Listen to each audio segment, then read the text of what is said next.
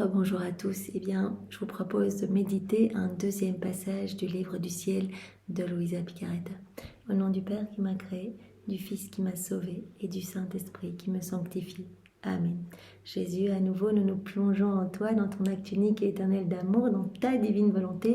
Nous nous unissons à toi, nous nous consumons en toi, nous fondons notre volonté dans la tienne et nous t'appelons dans nos cœurs pour que tu puisses t'y sentir bien, en fait. Viens avec ta maman, avec ton Père, l'Esprit Saint, viens nettoyer nos âmes. Nous avons vraiment besoin de toi. Nous sommes misères et nous chutons continuellement. Alors vraiment, retire de nos âmes tout ce qui nous empêche de nous unir à toi beaucoup plus, de t'appeler dans toutes nos actions. Voilà, fais de nous de bons instruments entre tes mains et réjouis-toi vraiment en nos cœurs, Seigneur. Merci pour tout ce que tu nous donnes, Seigneur. Je te demande maintenant de nous disposer une fois de plus à accueillir ce nouvel enseignement pour que rien ne soit perdu et que nous puissions vraiment garder cela dans notre cœur, que cela puisse à chaque instant revenir à nos pensées et que nous puissions mettre tous ces mots bénis que tu nous donnes jour après jour en pratique pour que nos vies portent de beaux fruits pour ta gloire, Seigneur. Parle maintenant à travers ma bouche, envoie ton Esprit Saint sur chacun de nous, que ce moment en union avec toi puisse avoir des retombées dans tous les cœurs. Alors le passage que nous allons maintenant méditer est celui du 12 mai 1927, volume 21, et c'est toujours Louisa qui parle. Je me sentais oppressée non seulement à cause de la privation de mon doux Jésus, mais aussi par les menaces de graves châtiments à venir, de guerre et de révolution, de combats infernaux et horrifiants. Mon Dieu, quelle souffrance d'être obligé par un pouvoir suprême de voir tous ces maux. L'aveuglement des dirigeants qui veulent la destruction des peuples et mon impuissance à m'opposer à la justice divine avec mes souffrances pour leur épargner tant de malheurs. Donc Louisa, elle s'est offerte à Jésus en âme victime pour pouvoir apaiser sa justice divine. Donc quand vraiment il y a ce trop plein d'amour qui ne peut pas être déversé dans les cœurs, eh bien Jésus parfois vient déverser ce trop plein d'amour dans le cœur de Louisa et donc ainsi il partage également ses peines, ses amertumes, ses souffrances face à tant d'inéquité, de froideur. Et donc Louisa souffre en union avec Jésus pour apaiser la justice et ainsi que les châtiments ne soient pas déversés sur les hommes.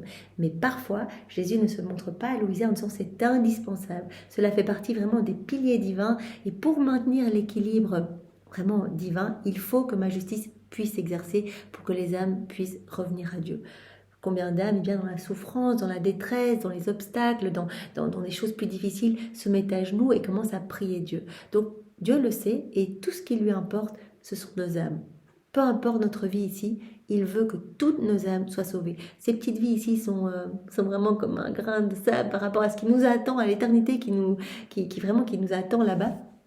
Alors vraiment, le Seigneur sait exactement ce qu'il doit faire pour essayer de sauver un maximum d'âmes. Et donc Louisa, parfois, elle ne peut pas s'offrir en âme victime parce que le Seigneur, voilà, dit, là maintenant, il faut déverser le châtiment, il faut que les hommes se repentent, il faut qu'ils reviennent. Je ressentais tout le poids de la vie et j'aspirais ardemment à partir pour la patrie céleste, puisque je ne pouvais pas arrêter ces malheurs avec mes souffrances. Elle se dit, si je ne peux pas arrêter ces souffrances, c'est trop dur à voir, puisqu'elle partage tout avec Jésus, elle voit ce qui se passe. Elle dit, bon, dans ce cas-là, je préfère encore aller te rejoindre là-haut. Voilà. Et mon doux Jésus, se manifestant en dedans de moi, me dit, ma fille, crois-tu que nous aurions fait plus en leur épargnant les châtiments que méritaient leurs nombreuses fautes, plutôt qu'en leur apportant la rédemption? Donc Jésus dit, rappelle-toi Louisa, lors de mon passage sur la terre, je travaillais vraiment à réhabiliter l'homme à vivre dans le royaume de la divine volonté, à lui reconquérir ce royaume et à lui ouvrir les portes du ciel, à travailler pour le salut des âmes. Est-ce que tu crois que à ce moment-là, si j'avais épargné, je m'étais concentrée à leur épargner des châtiments, est-ce que j'aurais travaillé plus ou est-ce que, ce travail caché vraiment avec ma maman, en union avec ma maman, de faire tout ce que j'ai fait, voilà, à l'intérieur de moi, tout ce que je réparais, etc., pour refaire toutes les vies de tous les hommes, pour payer à mon père la dette de gloire, d'amour, d'honneur que les hommes devaient et n'avaient pas payé, bien sûr que tout ce que j'ai fait valait beaucoup plus que travailler simplement à leur épargner des châtiments. Les châtiments sont des souffrances temporaires, c'est tout court. La rédemption est un bien éternel qui ne finit jamais. Jésus dit tout ce qu'il a acquis, c'est toujours en acte de se donner. Tout ce qu'il a fait, ce sont comme autant de remèdes qui sont toujours suspendus, des actes suspendus. Et si nous nous unissons à Jésus, nous recevons les fruits de la rédemption. Si je leur avais épargné les châtiments, Je ne leur aurais pas ouvert le ciel ni donné droit à la gloire. En formant la rédemption, j'ai ouvert les portes du ciel et je les ai mis sur la voie de la patrie céleste en leur rendant la gloire perdue. Donc Jésus dit, il faut travailler à une cause beaucoup plus grande que essayer de travailler à éviter des châtiments pour les hommes, comme il l'a fait vraiment pour ouvrir les portes du ciel aux hommes. Lorsque l'on a en vue un grand bien, il faut accepter de mettre de côté un moins grand bien. D'autant plus que le plus grand doit servir à équilibrer ma justice. D'autant plus que, en plus, ouvrir les portes du ciel, etc. C'est la volonté de Dieu et parfois la justice doit s'exercer pour qu'il y ait cet équilibre divin.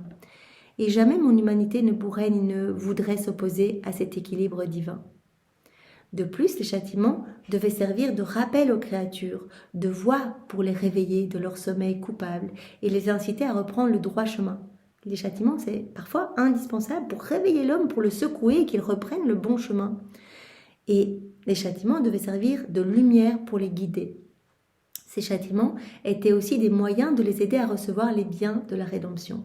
Voilà, l'homme un petit peu meurtri, peut-être dans les souffrances, allait être plus disposé à recevoir les biens de la rédemption, allait être plus réveillé en fait, plus conscient de la chance, de tous ces cadeaux qui lui sont offerts. Je ne voulais pas détruire ces guides et par conséquent, avec ma venue sur terre, les châtiments qu'ils méritaient ne leur ont pas été épargnés. Donc voilà, le Seigneur aujourd'hui nous parle de ces châtiments qui sont indispensables. Peut-être aujourd'hui, tout ce que nous connaissons, la nature qui se déchaîne, etc. C'est une énième façon, un énième stratagème d'amour.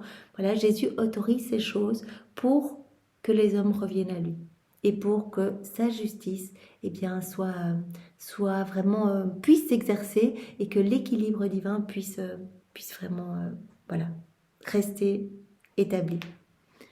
À présent, ma fille, tu penses que tu aurais fait plus si tu les avais délivrés des châtiments qu'ils méritent en ces temps-ci?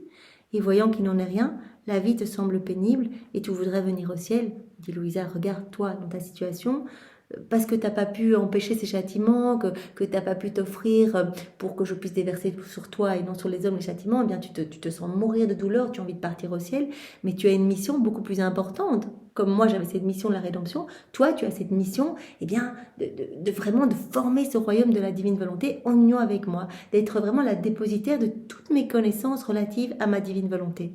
Ma pauvre fille, comme tu connais mal les véritables grands biens, incalculable et infini, et si différent des autres qui sont petits et finis. N'est-il pas plus grand de former le royaume de ma divine volonté, de le faire connaître, d'en ouvrir la voie pour les y faire entrer, et de leur donner la lumière de sa connaissance pour les guider, de rendre aux créatures leur bonheur, la condition première de leur création, et de les enrichir de tout le bien que contient la divine volonté. Il n'y a rien de plus grand en fait. Tu fais revenir l'homme en mettant par écrit toutes ces connaissances qui vont être accessibles à toutes les générations après. Chaque connaissance, et ça Jésus nous l'a déjà dit, est comme une voie d'accès supplémentaire pour vraiment entrer dans le royaume de la divine volonté. Chaque connaissance est comme une clé supplémentaire, est comme une voie supplémentaire, est comme une porte pour vraiment nous faciliter l'accès à ce royaume de la divine volonté. Et donc, Jésus dit à Louisa, mais tu travailles vraiment à la formation de ce royaume et c'est magnifique. Et donc, c'est vraiment ramener l'homme à ce pourquoi il a été créé. Vraiment, le fiat de la sanctification, cette vie dans la divine volonté est l'aboutissement de tout ce qui a été fait, de tout le fiat de la création et du fiat de la rédemption. Donc, c'est le parachèvement de tout. Et donc, tu travailles vraiment en union avec moi à la formation de ce royaume. C'est tellement important. Si tu avais épargné aux créatures tous leurs châtiments, comparé au grand bien du royaume du fiat suprême, cela aurait été comme si tu n'avais rien fait.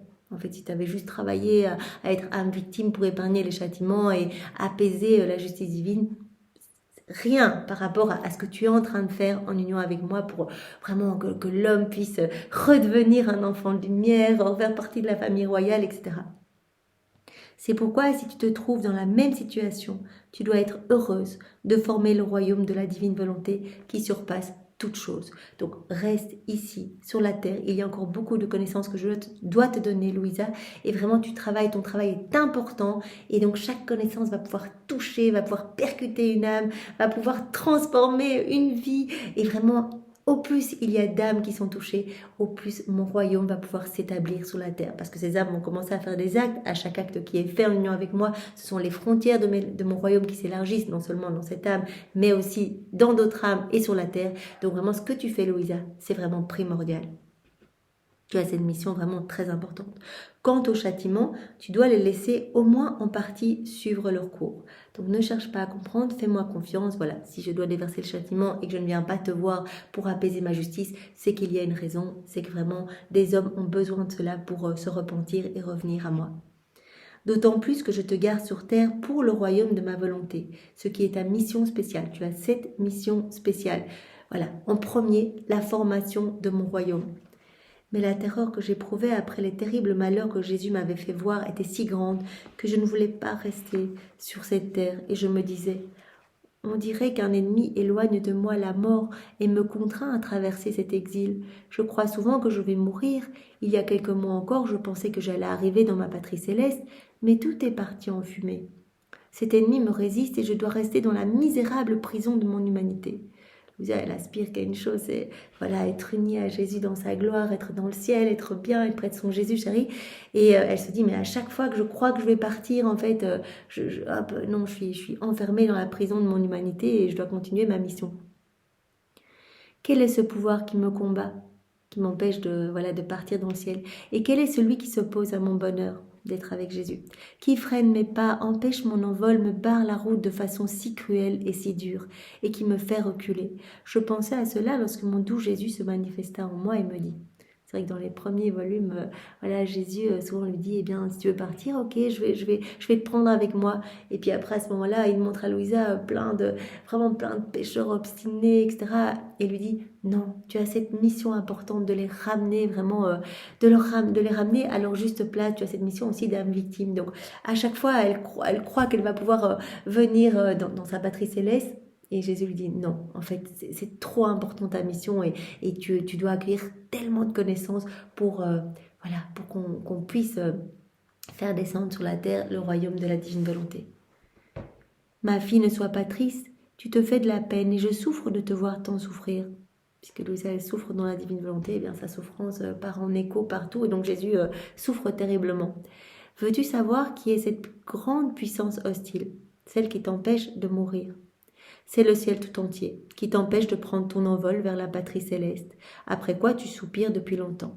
Donc tous les saints, les anges empêchent que Louisa meure en fait.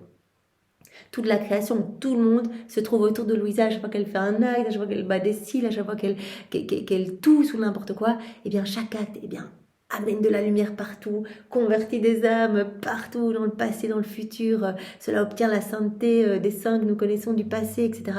Et donc tout le ciel s'oppose à ce qu'elle monte, qu'elle monte dans sa patrie céleste, parce que c'est tellement magnifique, toutes ces créations qui sont vraiment dans son âme au moment où elle fait des actes en union avec Jésus et aussi partout autour d'elle. Et donc il dit voilà, tout le ciel s'oppose à ce que tu prennes ton envol vers la patrie céleste. Après quoi tu soupires depuis tellement longtemps. Mais sais-tu pourquoi? Parce qu'ils veulent voir le royaume de ma divine volonté fait en toi. En fait, ils se réjouissent tous de voir les frontières du royaume de la divine volonté s'étendre. En plus, le royaume descendre un peu plus à chaque fois. De nouvelles âmes touchées, etc. Et tous les habitants du ciel veulent être rétablis dans l'honneur et la gloire qui leur manquent parce que ma volonté n'était pas accomplie en eux lorsqu'ils étaient sur la terre. Voilà. Au moment où ils étaient sur la terre, ils n'avaient pas connaissance de la divine volonté, ils faisaient la volonté de Dieu. Mais Louisa est la première, donc c'est pour ça qu'on l'appelle la première nouvelle-née de la divine volonté, c'est la première après Adam, sachant que la Vierge Marie a été totalement dans la divine volonté, mais elle forme un maillon unique avec Jésus. Donc depuis la chute d'Adam, Louisa est la première à vraiment se laisser complètement façonner, à laisser la divine volonté totalement souveraine en elle.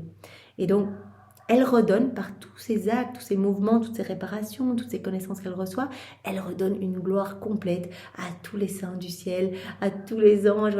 Elle redonne à chaque acte, à chaque connaissance reçue, c'est une nouvelle source de béatitude pour le ciel entier.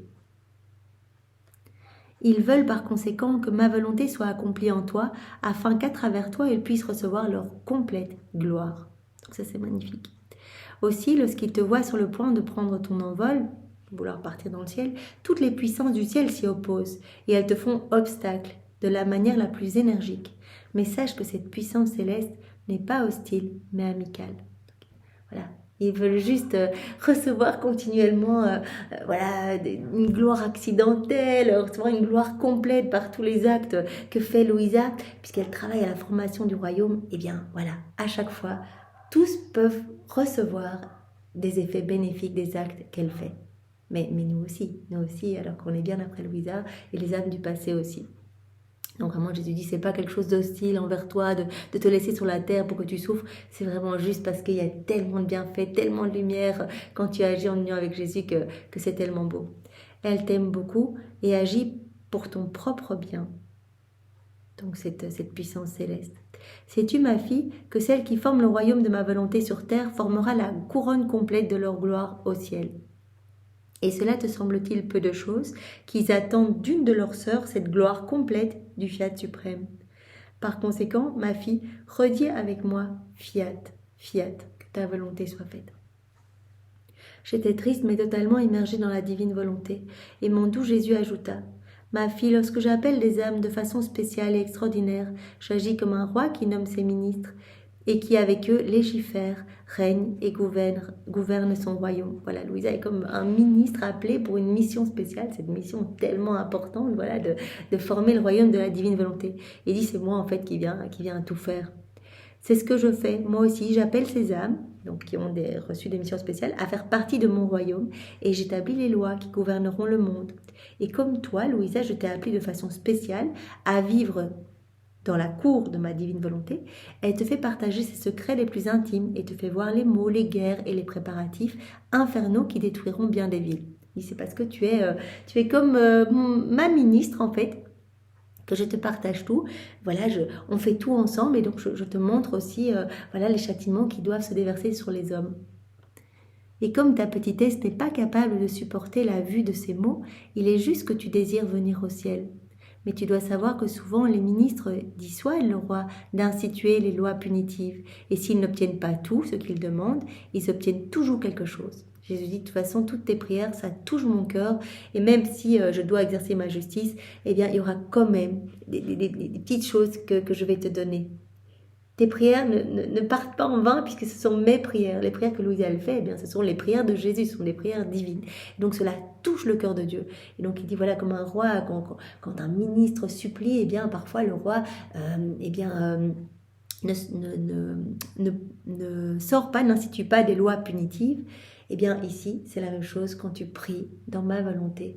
Eh bien voilà, j'atténue des choses. Tu ne le vois pas, tu n'en as peut-être pas connaissance, mais tu obtiendras toujours quelque chose de tes prières. Et ce sera de même pour toutes les âmes qui feront des actes dans la divine volonté, qui prieront dans la divine volonté, qui répareront en union avec moi. Il y aura des répercussions vraiment dans tous les cœurs. Ce sera la même chose pour toi, Louisa. Si tout ne t'est pas accordé sur terre, tu obtiendras cependant quelque chose. Il y aura toujours quelque chose. Alors courage et que ton envol dans ma volonté soit continuel. Voilà, ne t'afflige pas, ne reste pas concentré sur tous ces châtiments que tu vois, mais tu as cette mission spéciale, donc vraiment continue ton envol, vraiment viens accrocher ton âme dans le soleil de ma divine volonté et tu as cette mission tellement importante que, voilà, vois, comme Jésus nous en parlait dans un autre enseignement, eh bien, regarde au-delà des châtiments, tout ce qui va se passer quand mon royaume sera établi. Voilà, comme Jésus, eh bien, qui prenait voilà, un air tellement triste voilà, face à la souffrance des hommes, face au châtiment, etc. Et puis, tout d'un coup, il était de nouveau dans une joie immense, une joie céleste. Et Louisa lui avait demandé, il avait dit, mais c'est parce que, voilà, quand je regarde mes enfants désobéissants, que je suis obligée de rappeler à moi par des choses plus difficiles, cela me rend tellement triste. Mais quand je vois après ce qui va se passer, l'établissement de mon royaume et vraiment toutes les portées positives de tous les actes qui vont être faits dans la divine volonté, eh bien vraiment je m'en réjouis. Donc voilà, il demande à Louisa de continuer à se concentrer sur cette mission très importante de former le royaume de la divine volonté. Nous, à notre petite échelle, eh bien, nous pouvons aussi travailler à l'avènement de son royaume en unissant continuellement nos actes à Jésus. Et nous avons bien vu que le ciel se réjouit à chaque fois, les saints se délectent des actes qui sont faits. C'est tellement beau, tous les anges viennent protéger ces actes pour les amener comme des précieux joyaux devant le trône de l'Éternel. Donc c'est vraiment magnifique. Gardons cette image vraiment que nous pouvons apporter de la joie à Jésus, à son Père, à l'Esprit Saint et à tous les saints et les anges. Merci Seigneur, sois loué, béni et glorifié dans ta divine volonté. Au nom du Père et du Fils et du Saint-Esprit. Amen. Soyez tous bénis. Au revoir.